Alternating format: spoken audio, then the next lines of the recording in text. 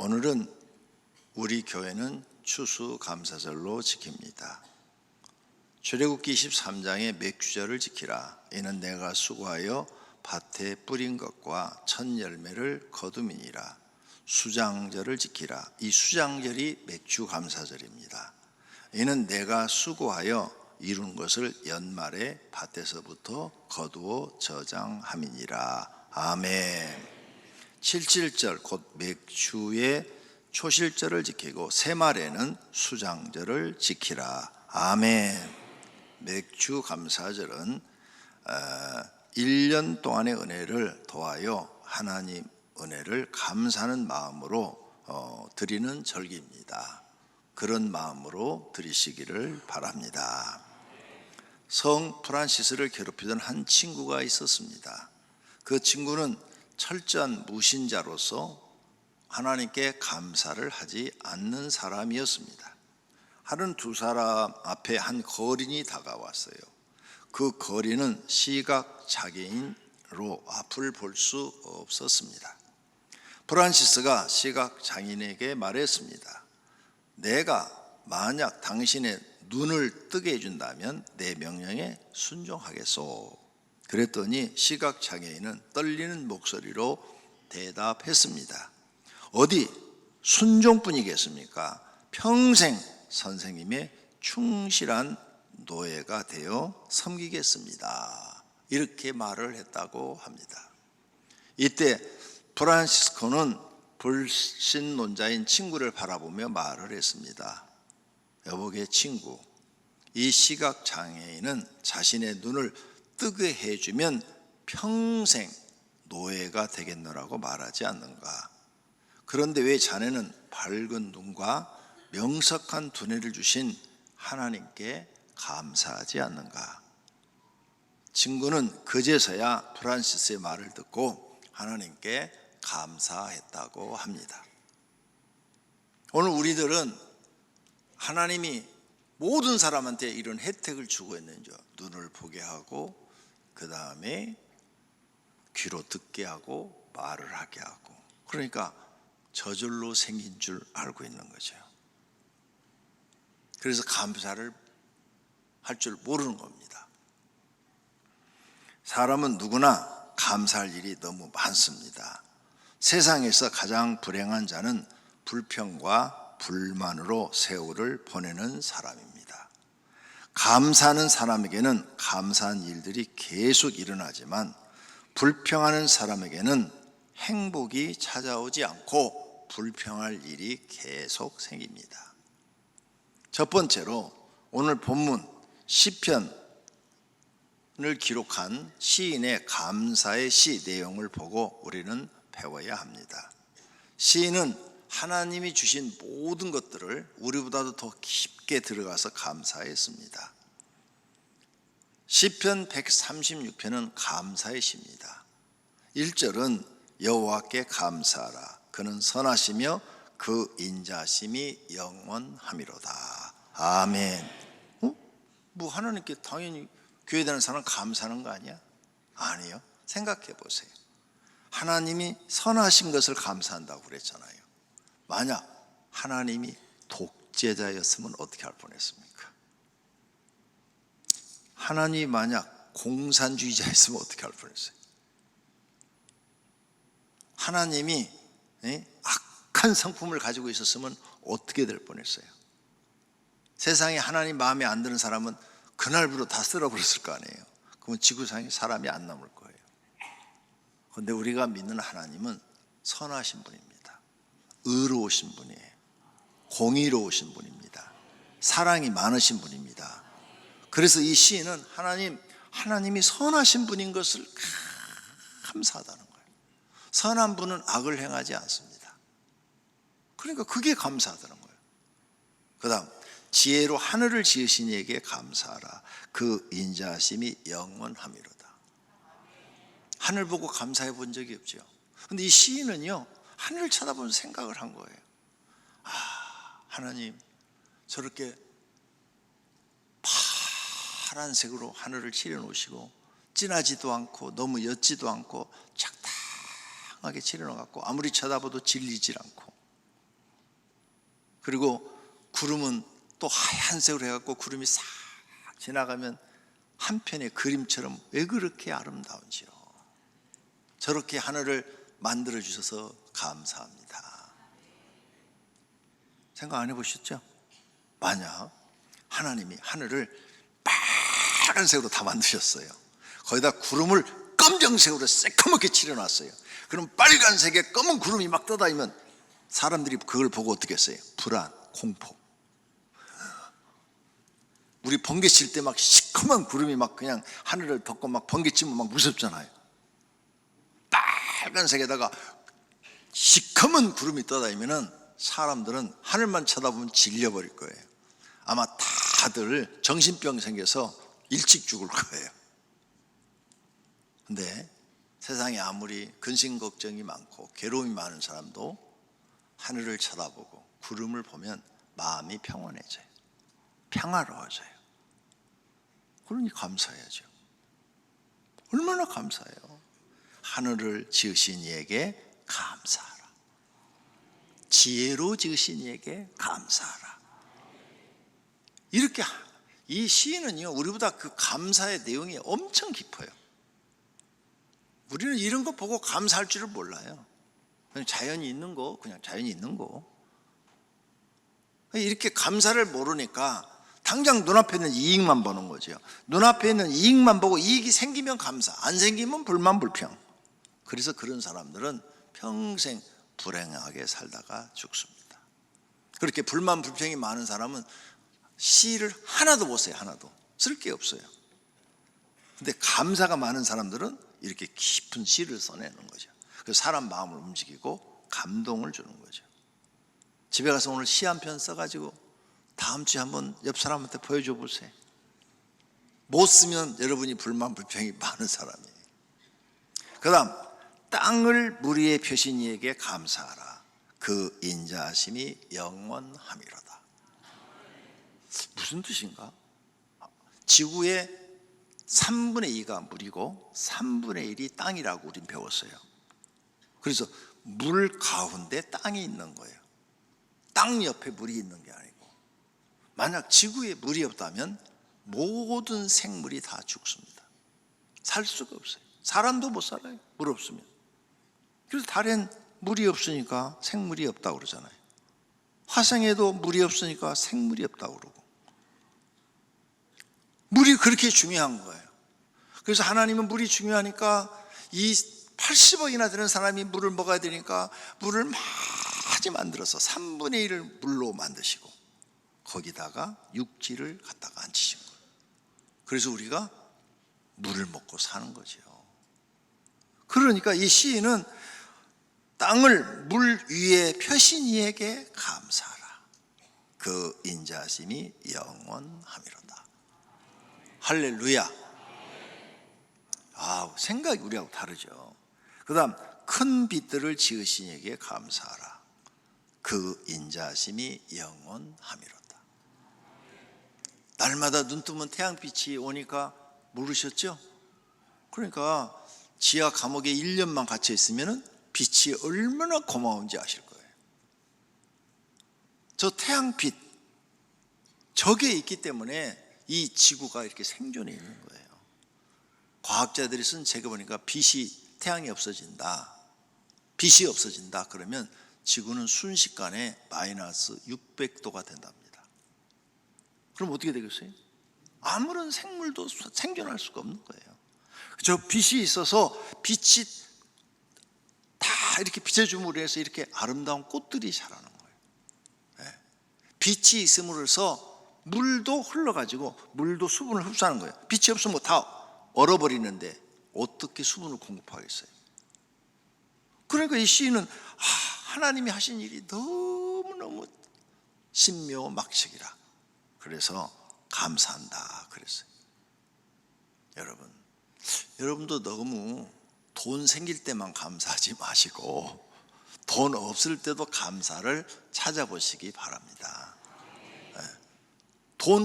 돈으로 감사하지 말고 일상생활 속에서 감사를 한번 찾아보세요. 그러면요, 감사할 게 많아지면 마음이 행복해집니다. 감사할 게 나는 아무것도 없어, 불행해집니다. 그래서 이런 마음을 가지고 계속 감사의 시를 적습니다. 해로 낮을 주관하신 이에게 감사하라. 달과 별들로 밤을 주관하신 이에게 감사하라. 우리를 비천한 가운데서 기억해 주신 이에게 감사하라. 우리가 뭐 잘난 게 없잖아요. 세상에 내놓을 게 없어요.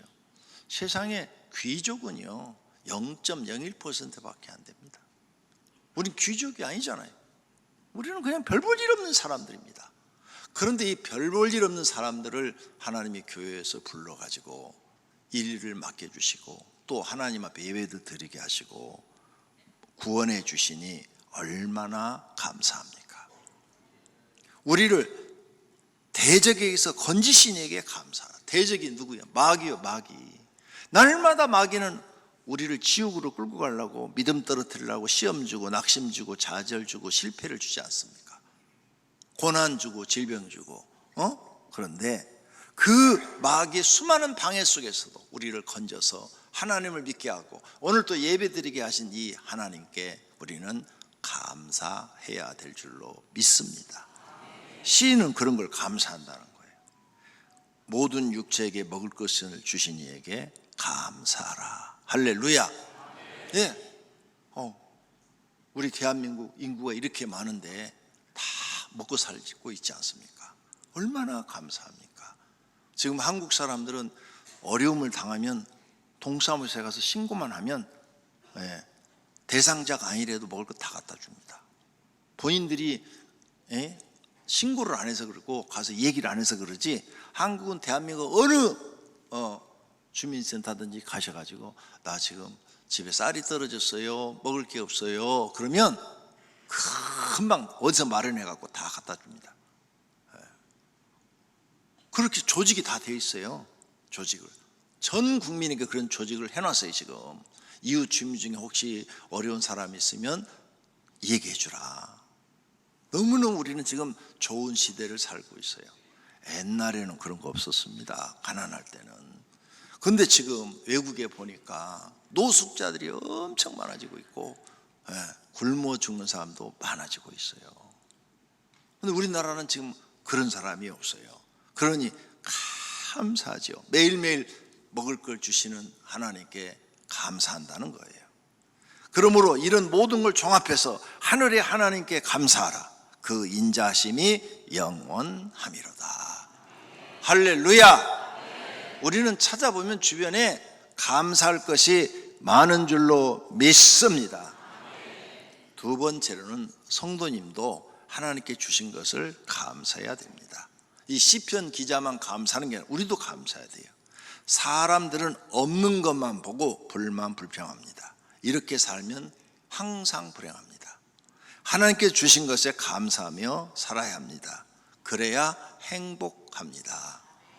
미국의 유명한 상담가 아비 박사에게 신문의 상담권에 15세의 소녀가 편지를 보내왔습니다. 나는 불행합니다. 나는 독방도 없고 부모의 간섭은 심하며 나를 믿어주지도 않습니다. 나의 친구도 없고 좋은 옷도 없습니다. 나는 우울합니다. 이렇게 자기가 그냥 굉장히 비극적인 소녀처럼 편지를 보내와서 신문 기사에 난 거예요. 그런데 이 기사를 읽고 13살 먹은 소녀가 편지를 써서 보내왔습니다. 나는 걷지도 못하는 소녀입니다. 사람이 걷는 것이 얼마나 큰 행복입니까? 나는 걷지 못하지만 듣고 말할 수 있다는 사실로만 가지고도 하나님께 감사하며 살고 있습니다. 누가 더 행복합니까? 감사를 아는 사람이 불행 속에서도 행복한 겁니다. 사람들은 자기보다 어려운 사람보다는 자기보다 더 나은 사람들과 비교하는 경향이 있습니다. 그런데 반대로 하시면 감사가 넘칩니다. 우리 주변에는 더 어려운 환경 가운데서도 감사하며 사는 사람들이 있습니다. 성경은 범사에 감사라고 말씀했습니다.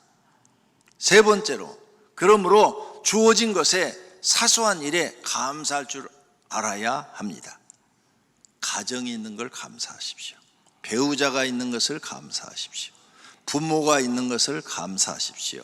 자녀가 있는 것을 감사하십시오. 누울 자리가 있는 것을 감사하십시오. 먹을 수 있는 것을 감사하십시오. 건강하여 직장에 다니는 것을 감사하십시오. 직장이 있는 것, 힘들어도 있는 것 그 자체를 감사하십시오. 사업장이 있는 것 감사해야 합니다. 많은 사람들이 결혼해서 오래 살다 보면 부부 사이가 많이 서로 이제 멀어집니다. 왜? 살면서 많이 다투었거든요. 의견이 안 맞아서 많이 다투었어요. 서로가 단점들이 보이고 원하지 않는 성품들이 있어가지고 많이 다투어서 실망을 했기 때문입니다. 그런데 다투는 배우자라도 있는 것이 감사합니다. 아픈 배우자라도 있는 게 감사해요. 자, 요즘 뉴스에 가끔 나옵니다. 자녀가 아픈 부모님을 집에서 간병을 했어요. 근데 5년, 10년 했는데 부모님이 이제 좋아지지 않고 더 나빠지는 거예요, 갈수록. 나이가 있으니까. 그래갖고 둘 다 함께 극단적 선택을 해버려요. 왜 그런 줄 압니까? 부모님 돌아가시면 자기 혼자 살 수가 없기 때문에 그런 거예요. 그래서 어떻게든지 안 돌아가게 하려고 그냥 애를 쓰는데 갈수록 상태가 나빠져서 이제 말도 못하고 식물인간 돼가니까 자기는 이제 살 희망이 없는 거예요. 그래서 극단적 선택을 해버립니다. 그런 뉴스가 지금 자주 나오잖아요. 배우자도 마찬가지예요. 배우자를 막 그냥 간병을 해요. 어떤 집은 여자가, 어떤 집은 남자가 막 그냥 식물인간에 다 해서 코에다 막 이렇게 산소 호흡기 끄져놨는데도 그걸 살리려고 그냥 옆에서 닦아주고 막 다 해요. 영상에 나오잖아, TV에. 어떤 데는 남자가 할아버지가 할머니 막 그렇게 해주고, 어떤 데는 할머니가 할아버지 막 그렇게 해주고, 식물인간이 됐는데도 막 다 닦아주고. 왜 그런 줄 알아요? 혼자 되면은 혼자 되는 게 두려운 거예요. 무서운 거예요. 그래서 어떻게든지 하루라도 더 숨쉬게 있어서 내가 이렇게 간병을 해도 사람만 있으라는 거예요. 사람만. 그래서 희생하는 거예요. 근데 여러분들은, 모든 사람들은 꼭 사건이 터지고 난 다음에 후회를 해요. 남편이 죽고 나서 한 달만 되면 남편이 없다는 게 얼마나 고독하고 애로운가를 알게 돼요. 그때서야 후회를 하는 거예요. 살아있을 때 좀 더 잘해줄 걸. 아내가 죽었어요. 한 달 정도 지나면 또 후회를 하는 거예요. 아니, 멍청하게 살아있을 때 잘해주지, 살아있을 때는 막 그냥 말을 함부로 하고 상처주는 말을 하고 이랬던 사람이 돌아가시고 나서 한 달만 되면요, 남자들이 다 후회합니다. 나한테 잔소리하는 그 마누라, 그게 좋았는데, 그게 행복이었는데 나는 왜 또 그걸 못 느꼈을까? 그래서 통계를 보면요, 남자분이 죽었을 때는 여자는 오래 삽니다. 혼자 됐을 때. 근데 여자분이 먼저 돌아가시잖아요. 남자는 1, 2년밖에 못 삽니다. 너무 외로워서, 고독해서 견디지를 못해요. 정신적으로 엄청난 스트레스를 받는 거죠. 혼자 사시는 분 제일 무서운 게 돈 아닙니다. 고독한 것, 애로운 겁니다. 그래서 혼자 사시는 분은 교회 꼭 나오셔야 돼요. 두 다리가 걸어갈 힘만 있으면 교회 나오셔서 교인들하고 만나서 막 얘기도 하고 같이 기도도 하고 예배도 드리고 막 교회에서 막 놀아야 돼. 놀다가 저녁에 들어가셔야 돼. 피곤하면 또 꼭 자면 또 새벽에 일어나면 또 교회 오시고. 그래야 사는 날까지 재밌게 사세요. 그리고 교회 커피숍도 있으니까 그거 앉아서 또 사람들 오면 막 얘기, 이렇게 해서 하셔야 돼. 집에 콕 처박혀가지고 혼자 있으면요, 이 스트레스 빨리 죽습니다. 우울증, 불면증 다 옵니다. 오만 장기가 다 기능이 마비돼 갑니다. 꼭 기억하세요. 그러니까 지금 주어진 것에 감사하시기를 바랍니다. 이렇게 예배 드릴 수 있는 것 감사하고, 기도할 수 있는 것 감사하고, 믿음 주신 것 감사하고, 성령님 내게 오신 것 감사하고, 죄인 용서해 주신 것 감사하고, 부족함이 많은 죄인을 사용해 주신 것 감사하고, 천국 바라보고 살게 하신 것 감사하고, 고난 주신 것 감사하셔야 돼요. 고난도 어떻게 감사해? 범사에 감사라고 그랬잖아요. 고난을 통해서 우리는 뭘 배우느냐? 기도를 하게 되죠. 기도를 배웁니다. 고난을 통해서 인생을 배워요. 인생을 배웁니다. 눈물 없는 빵을 먹어보지 않은 사람은 인생을 논하지 말라. 그렇잖아요. 눈물의 빵을 안 먹어본 사람은 인생을 말하지 말라는 거죠.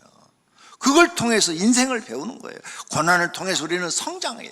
그 어려움을 딛고 일어선 사람들은 다 성장합니다. 그 어려움을 딛고 일어서지 못하고 거기에 빠져서 술로 방탕한 사람들은 망하는 거죠. 고난을 통해서 우리는 하나님을 발견하게 됩니다. 고난을 통해서 많은 것을 배우고 깨닫게 하는 거예요. 그래서 고난도 감사하셔야 돼요. 감사하면 배웁니다. 그런데 고난을 당했을 때 방탕해버리면 망해버립니다.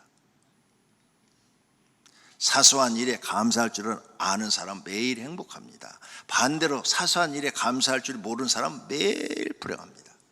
오늘 시편 기자처럼 따뜻한 햇빛 보고도 감사하시죠. 오늘 예배 끝나고 집에 가실 때 햇빛, 자, 하나님 이렇게 따뜻한 햇빛 주어서 감사합니다. 여름에 막 그 더위보다는 지금 가을이 얼마나 시원하고 좋습니까? 햇빛이. 감사하셔야죠.